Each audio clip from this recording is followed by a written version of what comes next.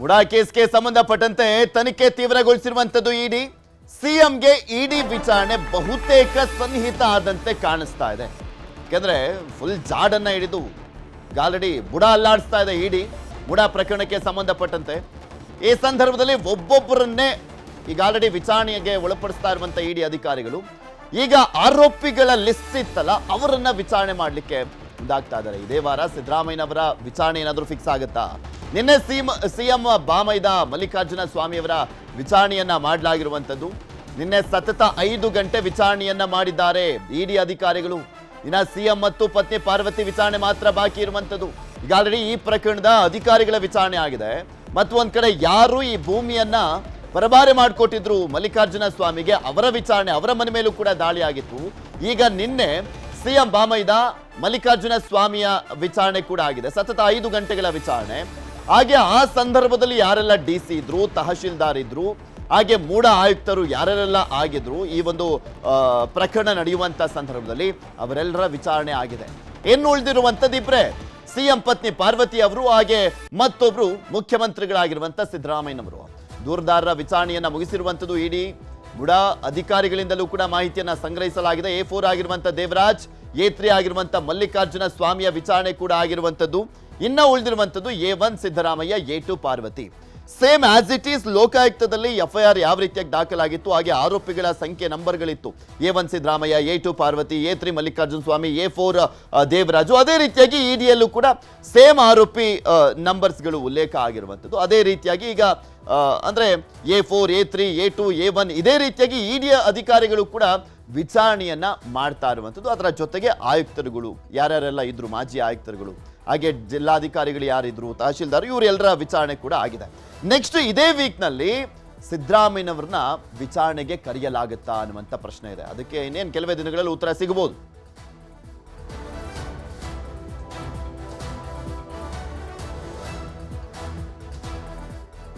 ನಮ್ಮೂಡ 50-50 ಹಗರಣದಲ್ಲಿ ನಟೇಶ್ ವಿಚಾರಣೆಯನ್ನ ಮಾಡಲಾಗ್ತಾ ಇರುವಂತದ್ದು. ಲೋಕ ಕಚೇರಿಗೆ ಮಾಜಿ ಆಯುಕ್ತ ನಟೇಶ್ ಬಂದ್ರು. ಇನ್ನಷ್ಟೇ ತೋರಿಸ್ತಾ ಇದ್ವಿ. ಇವತ್ತು ವಿಚಾರಣೆಗೆ ಹಾಜರಾಗಬೇಕು ಅಂತ ನಟೇಶ್ಗೆ ನೋಟಿಸ್ ಅನ್ನ ಕೊಡಲಾಗಿತ್ತು ಲೋಕಾಯುಕ್ತದಿಂದ. ಇವತ್ತು ಬುಡಾ ಮಾಜಿ ಆಯುಕ್ತ ನಟೇಶ್ ಬಂದಿದ್ದಾರೆ. ಕೆಲವು ದಾಖಲೆಗಳ ಸಮೇತ ಆಗಮಿಸಿರುವಂತದ್ದು ನಟೇಶ್. ಮಾಧ್ಯಮದ ಕ್ಯಾಮ್ರಾ ಕಂಡು ನಟೇಶ್ ಫುಲ್ಲು ಗರಂ ಅಂತೆ, ರೋಷಾವೇಶ ಅಂತೆ. ನನ್ನನ್ನು ಯಾಕೆ ವಿಡಿಯೋ ಮಾಡ್ತೀರಾ ಅಂತ ಪ್ರಶ್ನೆಯನ್ನ ಮಾಡಿದ್ದಾರೆ ನಟೇಶ್. ನಿಮ್ಮನ್ನು ವಿಡಿಯೋ ಮಾಡಿದ್ರೆ ನಿಮ್ಗೆ ಏನ್ ಪ್ರಾಬ್ಲಮ್ಮು ಅಂತ. ಸಿಎಂ ಪತ್ನಿ ಪಾರ್ವತಿಗೆ 14 ಸೈಟ್ ಅನ್ನ ನೀಡಿದಂತ ಸಂದರ್ಭದಲ್ಲಿ ಆ ಒಂದು ಕಡತ ಇತ್ತಲ್ಲ, ಅದಕ್ಕೆ ಸಹಿ ಹಾಕಿದ್ದೆ ಈ ನಟೇಶ್. ಅವಾಗ ಬುಡಾ ಆಯುಕ್ತರಾಗಿದ್ರು. ಆಟೋದಲ್ಲಿ ಬಂದು ಗಾಬರಿಯಿಂದ ಕಚೇರಿಗೆ ಎಂಟ್ರಿ ಕೊಟ್ಟಿದ್ದಾರೆ. ಆಟೋದಲ್ಲಿ ಬಂದಿದ್ದಾರೆ ಯಾಮಾರ್ಸಕ್ಕೆ, ಗೊತ್ತಾಗಬಾರ್ದು ಅಂತ. ಪಾಪ ಮಾಧ್ಯಮದವ್ರಿಗೆ ಗೊತ್ತಾಗಬಾರ್ದು, ಆಟೋದಲ್ಲಿ ಬಂದ್ರೆ ಯಾರು ಅಂತ ಗೊತ್ತಾಗಲ್ಲ ಅನ್ಕೊಂಡು ಬಂದಿದ್ದಾರೆ. ಹಂಗಿದ್ದು ನಾವು ಬಿಡ್ತೀವಾ? ಝೂಮ್ ಆಗಿ ತೋರಿಸಿದ್ವಿ ನಟೇಶ್ ಇವರೇ ಅಂತ. ವಿಚಾರಣೆಗೆ ಆಗಮಿಸಿರುವಂತದ್ದು ನಟೇಶ್. ಮುಡಾ ಮಾಜಿ ಆಯುಕ್ತ ನಟೇಶ್ಗೆ ಲೋಕಾಯುಕ್ತ ಅಧಿಕಾರಿಗಳು ಡ್ರಿಲ್ ಮಾಡ್ತಿದ್ದಾರೆ. ಈ ವ್ಯಕ್ತಿಯ ಮನೆ ಮೇಲೆ ಇಡಿ ಅಧಿಕಾರಿಗಳು ಕೂಡ ದಾಳಿಯನ್ನ ಮಾಡಿದ್ರು.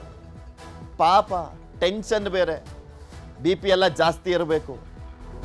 ಅದು ಲೋಕಾಯುಕ್ತ ವಿಚಾರಣೆಗೆ ಬೇರೆ ಹೋಗ್ತಾ ಇದಾರಲ್ಲ, ಅವ್ರಿನ್ನೂ ಹೆಂಗ್ ಡ್ರಿಲ್ ಮಾಡ್ತಾರೋ ಏನು ಅನ್ಕೊಂಡು ಇಲ್ಲ ಟೆನ್ಷನ್. ಹೊರಗಡೆನೆ ಆ ಆಕ್ರೋಶ ಹೊರಗಾಗ್ತಾ ಇದ್ದಾರೆ. ಅಲ್ಲಿ ಪೊಲೀಸರು ಮುಂದೆ ತೋರ್ಸಕ್ಕಾಗಲ್ವಲ್ಲ, ಅದಕ್ಕೆ.